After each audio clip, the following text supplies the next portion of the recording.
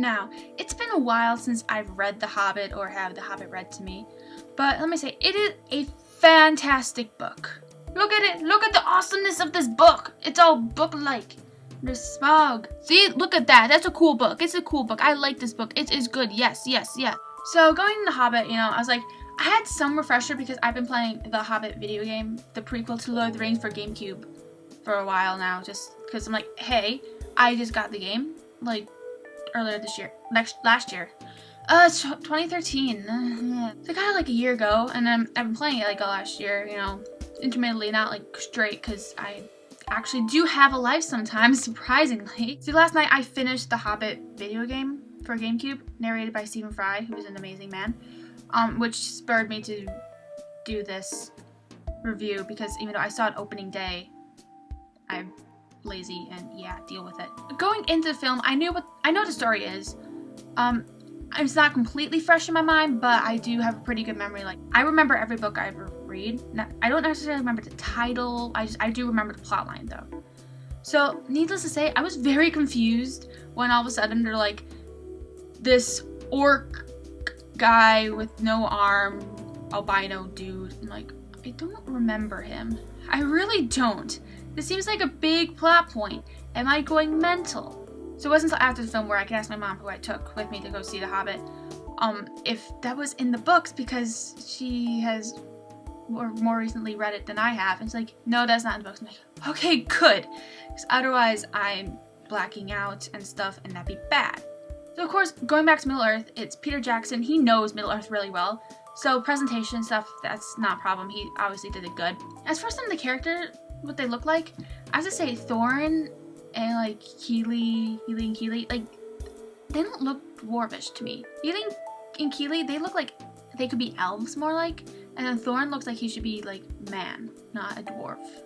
So that bugs me throughout like the whole film, is that like, you don't look like a dwarf. Sorry. It's not even like costume stuff. The costumes are great. It's just like facial appearance. They had to recast Bilbo because the original Bilbo's too old, but I think they did good with having Watson do it from Sherlock. So that's like the major character things.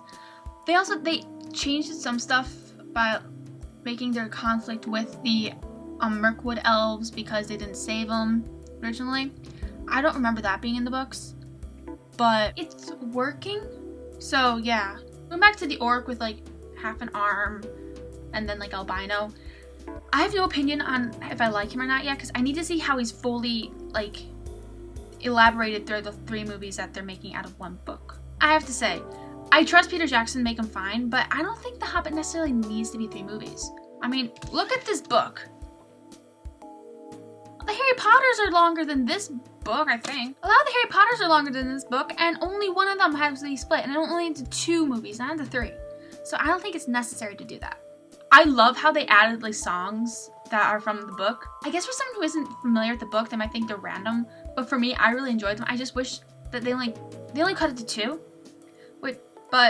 and then only in the beginning. I wish they were going to at least add more or make it more spread out, so it's not like, here's the musical time at the beginning, la la la la la, and now see.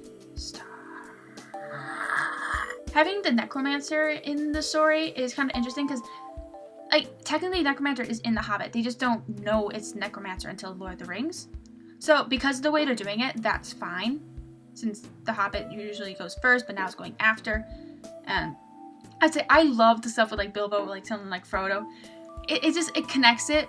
They don't have to do it that way. They could have just made it like its own, which could go before, but they're deciding, since audience seen Lord of the Rings first, and people today don't read, especially Americans, that like we should introduce, like say, this is the prequel.